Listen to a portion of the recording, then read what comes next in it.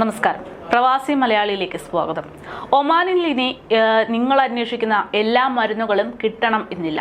അതായത് നിലവിൽ പലരുടെയും ഒരു ശീലം എന്ന് പറയുന്നത് സമൂഹ മാധ്യമങ്ങളിലൂടെയും അല്ലാതെയും ഒക്കെ പല അസുഖത്തിനും വേണ്ടുന്ന മരുന്നുകളുടെ പരസ്യം കാണുന്നു. അതിൽ നിന്ന് പ്രചോദനം ഉൾക്കൊണ്ടുകൊണ്ട് അത്തരത്തിലുള്ള ചില മരുന്നുകളൊക്കെ പോയി മേടിച്ച് സ്വന്തമായിട്ട് സ്വയം ചികിത്സ നടത്തുന്ന രീതിയൊക്കെ ഉണ്ട്.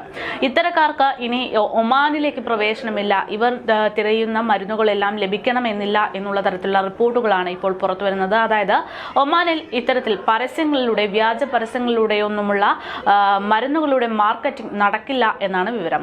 ഒമാനിൽ മരുന്നുകളുടെ പരസ്യത്തിന് പുതിയ നിയന്ത്രണങ്ങളുമായിട്ടാണ് ഇപ്പോൾ ആരോഗ്യ മന്ത്രാലയം രംഗത്തെത്തിയിരിക്കുന്നത്.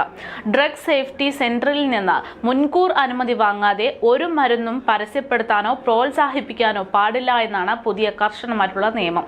പൊതുജനാരോഗ്യ സംരക്ഷണവും ഉൽപ്പന്നങ്ങളുടെ പ്രാതിനിധ്യവും ഉറപ്പാക്കുക എന്നതാണ് ഇതിലൂടെ ഇവർ പ്രധാനമായിട്ടും ലക്ഷ്യമിടുന്നത്. പുതിയ തീരുമാനമനുസരിച്ച് ലൈസൻസ് ഉള്ള ഫാർമസ്യൂട്ടിക്കൽ കമ്പനികൾ, പ്രാദേശിക ഏജന്റുമാർ, അംഗീകൃത ഫാർമസ്യൂട്ടിക്കൽ കൺസൾട്ടിംഗ് ഓഫീസുകൾ എന്നിവയിലല്ലാതെ മറ്റൊരു സ്ഥാപനവും ഡ്രഗ് സേഫ്റ്റി സെന്ററിൽ നിന്ന് മുൻകൂർ അനുമതി വാങ്ങാതെ മരുന്നുകൾ പരസ്യപ്പെടുത്താനോ പ്രോത്സാഹിപ്പിക്കാനോ പാടില്ല എന്നാണ് അറിയിച്ചിരിക്കുന്നത്. ലൈസൻസ് ലഭിക്കാനുള്ള വ്യവസ്ഥകളും മന്ത്രാലയം വ്യക്തമാക്കിയിട്ടുണ്ട്. മരുന്ന് രജിസ്റ്റർ ചെയ്തിരിക്കണം എന്നതാണ് അതിൽ ആദ്യത്തേത്. പരസ്യത്തിന്റെയോ വിവരണത്തിന്റെയോ ഉള്ളടക്കം മരുന്നിന്റെ ലഘുലേഖയുമായിട്ടും മരുന്നിന്റെ സ്വഭാവ സവിശേഷതകളുമായിട്ടും സംഗ്രഹവുമായിട്ടും വ്യത്യാസം ഉണ്ടാകരുത് എന്നുള്ളതാണ് രണ്ടാമത്തേത്. മരുന്നിന്റെ പരസ്യവും വിവരണവും ഏത് ഗ്രൂപ്പുകളെയാണ് ലക്ഷ്യമാക്കുന്നത് എന്നത് കൃത്യമായി വ്യക്തമാക്കിയിരിക്കണം.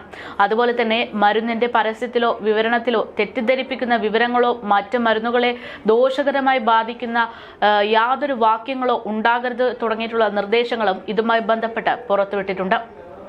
ലൈസൻസ് ലഭിക്കാനായി മരുന്നിന്റെ പരസ്യത്തിന്റെ പകർപ്പും രജിസ്ട്രേഷൻ സർട്ടിഫിക്കറ്റും ഹാജരാക്കേണ്ടതുണ്ട്. അപേക്ഷ സമർപ്പിച്ച തീയതി മുതൽ 60 ദിവസത്തിനുള്ളിൽ കേന്ദ്രം അതിൽ തീരുമാനമെടുക്കുമെന്നാണ് അറിയിച്ചിരിക്കുന്നത്.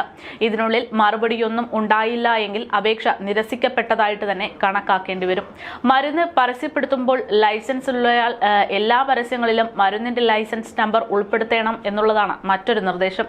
കേന്ദ്രം അംഗീകരിച്ച ഫോർമാറ്റ് പരസ്യം കർശനമായി പാലിക്കണമെന്നും മുൻകൂർ അനുമതിയില്ലാതെ പരസ്യങ്ങളിൽ മാറ്റങ്ങൾ വരുത്തരുത് എന്നുള്ള നിർദ്ദേശങ്ങളും നിലവിൽ പുറത്തുവിട്ടിട്ടുണ്ട്.